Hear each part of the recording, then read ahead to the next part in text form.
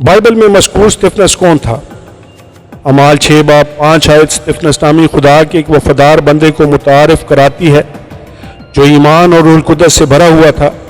یہ قابل ذکر بات ہے کہ ایسے وفادار ایماندار ہمیشہ سے موجود رہے ہیں جن کی خداوند سے محبت اور وابستگی اس قدر نمایاں نظر آتی ہے کہ ان کے آس پاس کے دوسرے لوگ اس چیز کا مشاہدہ کرتے ہیں، اور استفنس ایسا ہی آدمی تھا۔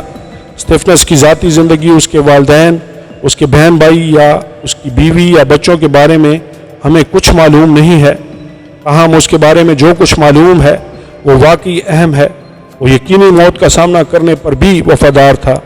استفنس ان 7 آدمیوں میں سے ایک تھا جنہیں ابتدائی کلیسیا میں بیواؤں کی خبر گیری کے لیے اس وقت منتخب کیا گیا تھا جب اس حوالے سے تنازع پیدا ہوا تھا اور رسولوں نے تسلیم کیا کہ انہیں مدد کی ضرورت ہے۔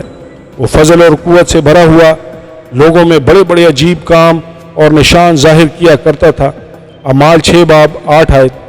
جب اس کی مخالفت کی گئی تو استفنس کے ساتھ بحث کرنے والے اس حکمت کا مقابلہ نہ کر سکے جو روح القدس کی طرف سے استفنس کو دی گئی تھی، لہٰذا لوگوں نے استفنس کو جھوٹا اور قصوروار ٹھہرانے کا فیصلہ کیا اور اس پر کفر کا فتویٰ دیتے ہوئے اسے گرفتار کر لیا۔ اعمال 6 باب 11 سے 14 آیات۔ اعمال 7 باب استفنس کی گواہی کو قلم بند کرتا ہے جو شاید بائبل کی کسی بھی کتاب میں درج بنی اسرائیل اور خدا کے ساتھ ان کے رشتے کی سب سے مفصل اور جامع تاریخ ہے۔ استفنس اپنے زمینی وجود کے بارے میں فکر مند نہیں تھا، بلکہ وہ نتائج سے قطع نظر یسوع مسیح کے ساتھ ثابت قدم رہنے کا عزم کیے ہوئے تھا۔ خدا نے اسے دلیری سے بات کرنے، اپنے مسیح یسوع کو پہچاننے میں بنی اسرائیل کی ناکامی، اسے رد اور قتل کرنے پر درست طور پر ان کو مورد الزام ٹھہرانے کی تحریک بخشی، جیسا کہ انہوں نے اپنے گزشتہ زمانوں میں ذکریہ اور دیگر نبیوں اور وفادار لوگوں کو قتل کیا تھا۔ استفنس کا وعظ بنی اسرائیل اور خدا کے چنے ہوئے لوگوں کے طور پر ان کی ناکامی کے خلاف ایک فرد جرم تھی جن کے ساتھ شریعت، مقدس چیزوں اور مسیحا کا وعدہ کیا گیا تھا۔ وہ کہ بنیادی طور پر یہ الزامات درست تھے، لیکن یہودیوں کی طرف سے انہیں مناسب انداز میں قبول نہ کیا گیا تھا۔ اپنے وعظ میں استفنس نے انہیں ان کے وفادار بزرگ ابراہیم اور خدا کے بارے میں یاد دلایا کہ خدا کس طرح ابراہیم کو ایک بت پرست سرزمین سے ملک اسرائیل میں لایا تھا جہاں اس نے اس کے ساتھ عہد باندھا تھا۔ اس نے یوسف کے مصر میں قیام سے لے کر 400 سال بعد موسیٰ کے وسیلہ سے ان کی رہائی تک اپنے لوگوں کے سفر کے بارے میں بات کی۔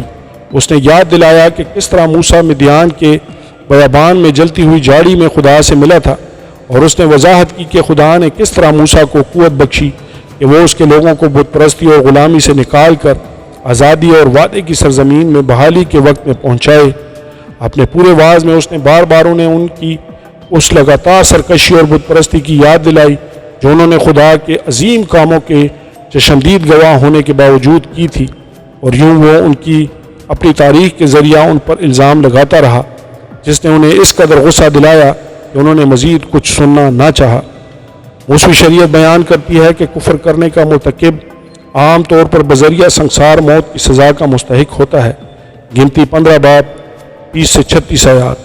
اس سے پہلے کہ یہ متکبر غیر نجات یافتہ یہودی مقرر کردہ سزا اسے دیتے اور استفنس کو سنگسار کرنا شروع کرتے، اعمال 7 باب 55 سے 56 آیات اس کے آسمان اور زمین کے درمیانی پردے سے پار گزرنے سے پہلے اس کی زمینی زندگی کے آخری لمحات کو قلم بند کرتی ہیں۔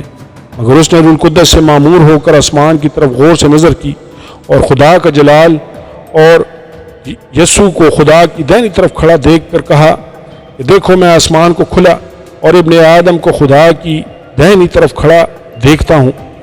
کلسیوں 3 باب 2 سے 3 آیات کے الفاظ استفنس کی زندگی کے بارے میں لکھے جا سکتے تھے، حالانکہ ان کا اطلاق تمام ایمانداروں کی زندگی پر ہوتا ہے۔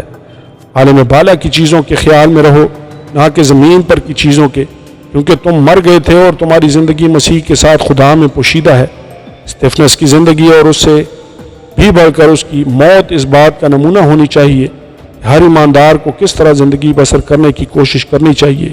موت کے وقت بھی خداوند کے لیے وابستہ، دلیری سے خوشخبری سنانے کے لیے وفادار، خدا کی سچائی سے واقف اور خدا کی طرف سے اس کے منصوبے اور مقصد کے لیے استعمال ہونے کے لیے تیار۔